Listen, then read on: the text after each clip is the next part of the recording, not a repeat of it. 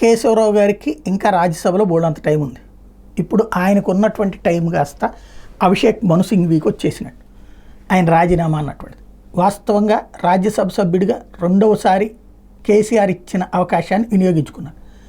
కానీ కాంగ్రెస్ పార్టీలోకి మళ్ళీ వెళ్ళడం ముందు తన కూతురిని మేయర్గా కంటిన్యూ కావాలి, అక్కడ కాంగ్రెస్ లాగేసుకుంటుందేమో, ఎవరినన్నా మేయర్గా పెడుతుందేమో అన్నట్టు తన కూతురు రాజకీయ భవిష్యత్తు కోసం తన రాజకీయాన్ని గిఫ్ట్గా ఇచ్చినట్టున్నారు ఆయన. ఎందుకంటే ఇప్పుడు ఆమెనే కొనసాగించేందుకు అక్కడ రేవంత్ సర్కార్ సిద్ధపడింది. వాస్తవంగా టీఆర్ఎస్ మెజార్టీ ఉన్నటువంటి చోట్ల కాంగ్రెస్ పార్టీ చేతుల్లో ఇప్పుడు మేయర్తో పాటుగా హైదరాబాద్ కార్పొరేషన్ నడుస్తుంది. ఎంఐఎం అబ్జెక్ట్ చేయదు, ఎందుకంటే ఎంఐఎం కూడా కాంగ్రెస్తో ఇప్పుడు కలిసి సాగాలనుకుంటుంది అధికారంలో ఉన్నటువంటి పార్టీతో. కాబట్టి ఇప్పుడు ఆ దశలో అది కంటిన్యూ అవ్వడం కోసం, అంటే తన కూతురికి రాజకీయ జీవితం కంటిన్యూ అవ్వడం కోసం తన రాజకీయ జీవితాన్ని పణంగా పెట్టారా నెంబర్ 1, లేదా కాంగ్రెస్ మోసం చేసిందా? తన ప్లేస్లో ఇప్పుడు అభిషేక్ మను సింఘ్వీకి నామినేషన్ వేసేశారు, అంతా అయిపోయింది.